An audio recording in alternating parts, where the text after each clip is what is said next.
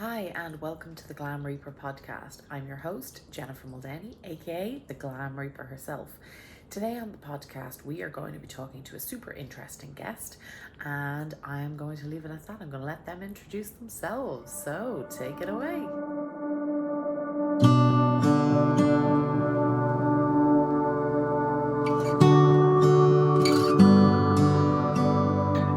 I am so excited for today's show. This is one of my absolute favorite people who's been with me since the start, no less. I have evolved from farewell funeral planners to the Glam Reaper to who knows what in the next 20 years. But I am so excited to welcome the wonderful Larry. And Larry, I'm going to leave it up to you to intro exactly what you do, because I know my listeners are going to be super excited about this. You are somebody who a lot of people in the industry turn to for knowledge, for expertise, but equally you don't shy away from an opinion, and I love that. Larry, it's over to you. I love that intro. I always say to people that everyone is entitled to my opinion, and it's true. I may be wrong, but I'm open to being proved wrong. But I do have pretty strong opinions, and I do my research. So, but yeah, I love that we met the first time you went to an NFDA, and I don't even remember what city. Was it Charlotte? I know. I can't remember. I can't remember either, because it's definitely, I've been doing this 10 years, but I think it was 8 years ago maybe that I came to my first NFDA. And the NFDA, by the way, for anybody who doesn't know, is the National Funeral Directors Association. It's one of the biggest parties, I'm going to say, on a funeral director's calendar. I'm just going to call it as it is. But it's where people from all over the world in the funeral community get together. And yes, there is alcohol. Yes, there is chat. Yes, there is intellectual chat, but it's a great way to that people swap opinions, swap stories. It's a great way for innovators and new people, I think, to meet each other. I think, yeah, it really is. And we met at a party, of course. I think it was the international reception. That's what it was. I think you're right. And they had an open bar, and you and me and Chris Farmer just kind of clicked. And 10 years later, 8 years later, our backgrounds aren't very similar. Obviously, you are you're not a cremation person per se. I am the cremation guy. There's probably not many other guys that can say they've been around as long as I have and have such a rounded experience. I grew up, my dad at 14 years old was the director of operations for a manufacturing company of cremation equipment. So I grew up in it basically, and I went off to university. I came back. I had to work in a field of something other than before I was allowed to work with my dad. We started our own company, and I sold it basically almost 5 years ago, and I've been consulting ever since. And everyone says, "Oh, consulting, what does that mean?" Well, there was such a vacuum of information for people who wanted to either get cremation equipment as part of their business or effectively use cremation as a marketing tool, because it's there. People want it. And we weren't doing it right as a profession. Funeral directors are how do I want to say this lightly? They're like everyone else in that we don't like to change. Absolutely. But you know what? My mom always used to say, "You change or you die." Mm-hmm. And we have to change. And to this day, 2020, there are people that think cremation killed embalming in the U.S. Well, no, it didn't. You know what killed embalming? Bad embalmers.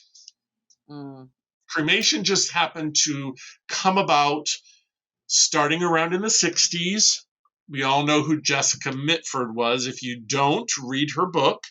I'm not afraid to say she had a lot of good points in that book, but she was misguided, and we didn't react to it properly.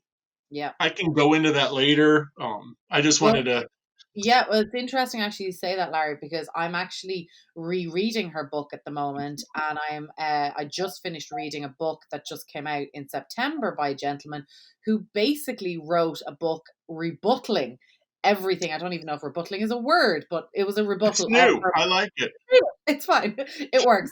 But it's interesting you say that because as somebody slightly innovative, or at least with fresh ideas coming into the business, Slightly. Come on.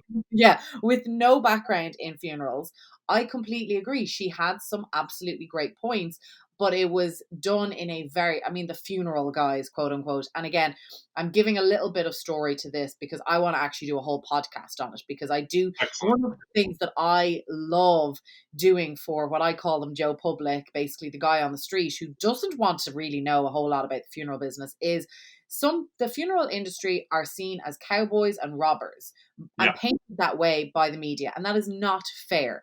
You're Nope. not a cowboy or a robber, neither am I. I know hundreds, if not thousands, of people who are absolutely the polar opposite. Um, and I think it's unfair to stereotype like all Irish people are drunks. We're not all drunks. Most of us, All the maybe. ones I've met are, but Yeah, well, like stereotypes are good for a reason and they're not good for others. And I just feel like the funeral industry has gotten this, painted on them. And yeah, so we will definitely get into it, whether we do it today, Larry. I feel like this could be a Larry series we do. Like it'll be the Glam Reaper podcast, and then there'll be a sub series of the Glam Reaper and Larry and together. Larry. Yeah, Well, I'm exactly. happy to. I love to engage with people who think beyond. I hate the phrase think outside of the box, but I know, right? But Yeah, there's no other way to say it. You yeah. can't limit your thoughts. If you want to be a success, you've got to think beyond the normal. And God knows I'm not normal. So I'm right in there. Yeah, Jen. Not normal club. Let's Yep, start. absolutely. And I don't want to be normal. I don't want to live my life based on what the media says and based on what I think. Jessica had points, but she didn't know what the funeral service profession was doing at the time. The whole thing with caskets, we used to, back well before we were born, um, used to price the funerals based on the casket. So if you pick this casket, it's $6,000. If you pick this one, it's $7,000. If you pick this one, it's $8,000. All of the services and all of the stuff that is involved in a traditional funeral was all lumped in there. What did that do to us as professionals? It completely devalued professional services Yeah, because all the public saw and all that Jessica Midford talked about was that we mark up that casket 200 times, 300 times, 400 times, and we're robbing. Well, we're not robbing. We just had a different model. And was it the best model? No. We can blame back then the casket manufacturers, the Batesvilles, the Hildebrand. They came up with this model, and combine that with the rise of cremation, and we tended to basically assume that cremation families don't want to spend any money. yeah. Dumbest thing we ever did. Dumbest thing. Because I'll tell you, cremation families will spend money. And there are people out there that don't want to spend money. But guess what? Every single consumer transaction, price is going to play a part in. It doesn't matter if it's funeral or whether it's, I mean, do you own a Louis Vuitton pocketbook purse? I do. Of course you do. Would you say how much it cost? Uh, I can't actually remember. It's so old. I actually can't remember. But we're talking thousands, not hundreds. Yeah, and I think I know where you're going with this because, and I'm just gonna for the people back home, I read this in a branding book one time that right now consumers like me will go out and we will buy a Ryanair flight. Now, for anybody who doesn't know a Ryanair flight can cost $2. Yeah. I can go from Dublin to London for $2 plus taxes, right? But the same person, aka me, will walk into Brown Thomas and purchase a Louis Vuitton bag, and I will go to like a 5-star restaurant, stay in the Shelburne Hotel back home in Dublin, equivalent to over here of staying in the Plaza, going into, Bergdorf's. But at the same time, when I'm searching for flights, I want the but is cheapest. Where can I go? What can I do? Or like my clothing could be like a $5 shirt, but we're not a you can't box us in as much as you used to. And Yeah. marketers used to have little tidy little boxes for us all. There was the luxury brand, there was the cheap asses, there was all these different, and now it's so true. Now you've got people who can't afford to put food on their plates, but they're going to put all their money into a Louis Vuitton bag. It's crazy. It, So it's I think it's that's where you were going with it, and I absolutely 100%. And it goes towards my point of perceived value. Where do we see value? Do we see value in a crotchety old funeral director that's going to take our money when we can do something on our own? yeah. Or do we see the value of an embalmed body saying goodbye to our mother, our grandmother, looking good, not full of makeup, not gray, not hard as a rock? Yeah.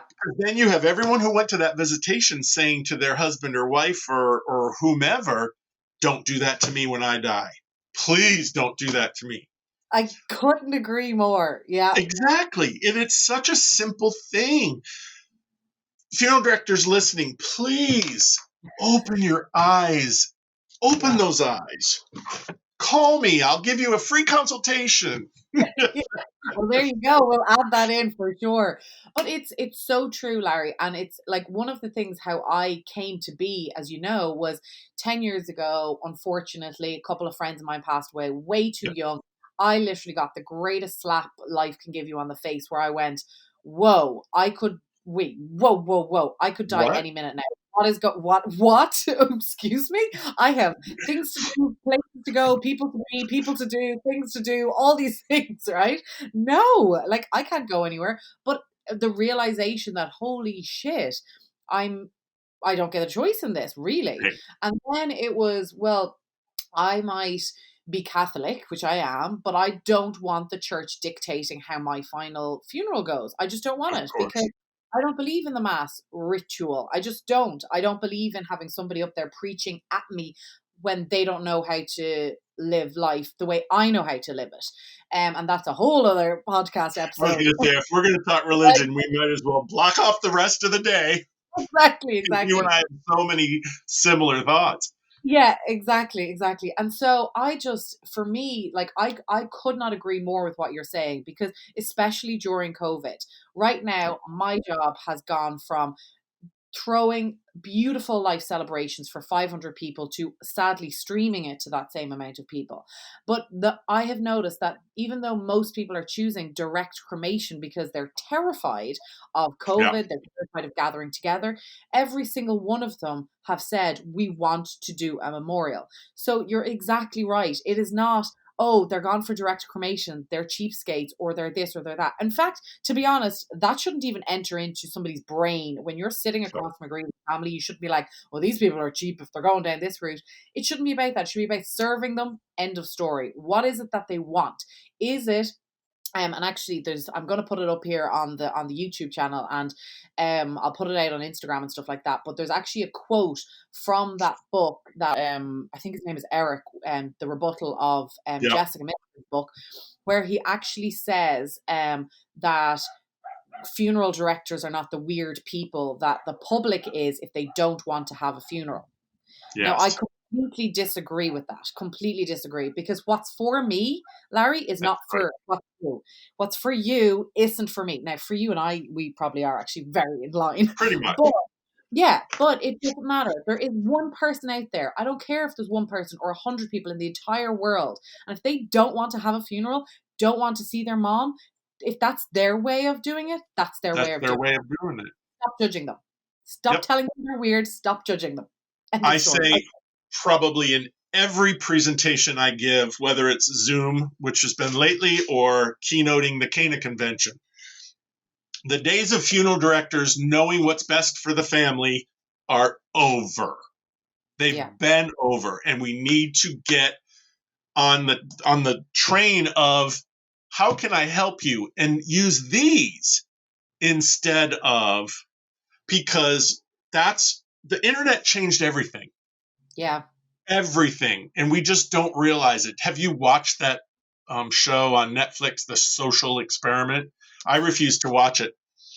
And now I don't know, is it the right one that I'm thinking of? It's There's one how it talks about how your life is not private anymore. Oh no, I haven't seen Everything about you is on the internet now. Yeah. Oh, I know. Terrifying. It is. But I even had a funeral director, and this was a couple of years ago, and I won't say who it is, obviously, but she said to me, she was not agreeing with me, and she was one of those, dig your heels in, and if I want to embalm with milk, I'm going to embalm with milk. Wow. Yeah. And she said, I've been an advocate for funeral directors for 25 years. And right away I said, so-and-so, wouldn't it be better if you were an advocate for your families? Mm-hmm. And then you wouldn't have to be an advocate for funerals, funeral service, funeral directors, funeral anything. It's such an easy fix. And there's no set answer. Every community is different. Every person who walks in your door could be different. Yeah. I feel like I'm preaching, and I am an evangelist when it comes to that. Yeah, but honestly, Larry, like, this is part of what I want to bring. Like, I'm 38, and I've been doing this for 10 years, and I know it's insane. And what I wanted to do with the podcast, because I sat down and I thought about, like, what are the various different elements I could do, and I could do one just for funeral directors, I could do one for just Joe Public. But honestly, I feel like there needed to be something that, for want of a better phrase, straddled both. Because I feel like Joe Public has so many questions, and I already have so many questions that I'm gonna have to do like a Q&A or maybe introduce some. But they have so many questions, and funeral directors, or the funeral community, should I say, sometimes are terrified to answer in case it's taken and blown out of proportion. And I don't blame them for that. I really don't either. Yeah, because it's not fair. Some of the rap that they've gotten is not fair. But equally, if we're not willing to open the conversation, then how can we ever come to any sort of resolution? Absolutely. And I always say this too, and it's not to get business, because being a consultant, but if you're not a people person, or if you're uncomfortable speaking, say, to the media, get someone who is. Yeah. Hire a PR firm, or hire someone that can talk the truth about what's going on and not worry about saying the wrong thing. Because you know what? We all say the wrong thing sometimes. Yeah. When I do, I get over it and I move on. No one's perfect besides Jennifer Muldowney, but well, thank you, good sir. Payment coming in due course. Yes, exactly. I'll bill you in euro. Yeah. But I'll tell you, we just need to get over that secretive mystery of funeral service that, it permeates everything. And, I can remember when a family would ask to go into the crematorium, and no, now it's commonplace. I think you should let people go into your prep rooms after they've been cleaned and are empty, no people. Yeah. What's wrong with that? Be transparent. And, the minute you say something, the minute you say, no, I can't do that, they want to know why. And what are you doing that I shouldn't know about? Absolutely. Well, it's interesting that you say that as well, because I've been in funeral homes where, say, the family, something is needed to be signed, and the family, they're not thinking, or it's not even not thinking, but they're just, oh, sure, I'll come in the back and I'll sign it. And they kind of go to follow somebody in the back, and no, you can't go in the back. You can't go in the back. Now it's just offices. But here's the thing. Because, and I do understand from the funeral side that because the offices are not attractive or in disarray or just don't look like you want them, professional and polished or whatever it might be, they don't want the family in. And that applies across the yard to any industry, to be honest. But really and truly, when you think about it, that, to be honest, is a flaw in itself, because your back office should represent your team that work for you, should feel comfortable, safe. It should be as comfortable and fabulous a room as the rooms that you're having your families in. And that's Yep. again another maybe podcast, but it's how funeral homes are managed today, and like that secrecy, that transparency, it just needs to happen. It really does. And actually, I just read an interesting article this morning that I did want to talk to you about anyway, which is price transparency, because that's a huge thing in the business. The media attack the funeral community at, oh my God, every other day there's an article. What's your thoughts on that? Should pricing be completely transparent? Do you think there's any pros or cons, or what's Larry's thought on that? Larry's thought, and I have a few. Shocking. Shocking. I Post am Sherlock. 1000% in favor of price transparency, because, again, back with well, if you won't give me your prices, I'm going to call someone who will. Yeah. The funeral rule is a pain in the butt. I get it, but it's pretty easy to comply with. It is. And it's coming down the pike where you're going to have to publish on the internet your prices if you have a website. That's another podcast about websites, because Oh yeah. funeral websites they're not about selling flowers and getting a 10% kickback. They're actually your first employee that most people see. It's about getting people in the door, not about the jewelry you can sell. Yeah. Again, another podcast. Yeah. Whenever I'm engaged for pricing strategy or any kind of thing like that, I almost always suggest taking all of your retail product, including caskets, containers, marking them up enough to cover the light bill, and increase your service fees. Non-declinable, professional service fees. That's where the value is. And if we don't value ourselves, we can't perpetuate that to the families. And then we're not going to be valuable to them. And then we're going to be in the same situation we were 10 years ago, when people were actually not thinking we were worth it. Absolutely. And again, I couldn't agree more with you, because it's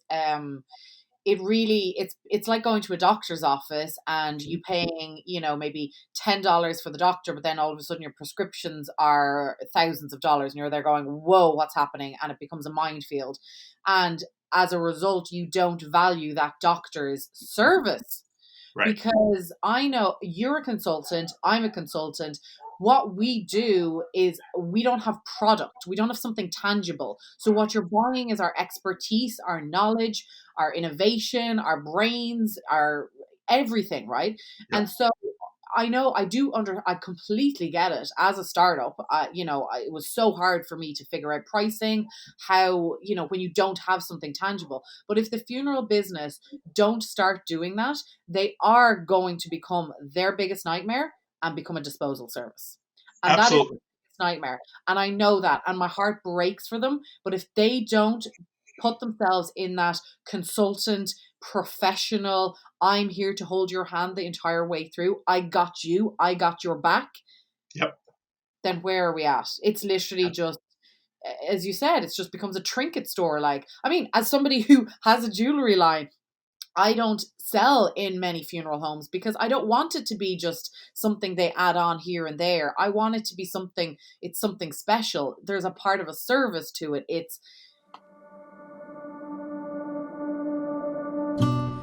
Thank you for listening to the Glam Reaper podcast. Our goal is to celebrate human beings and all of our unique stories. So get in touch and share with us your story. Email us at glamreaperpodcast@gmail.com. Thanks for showing up. Until next time, take care.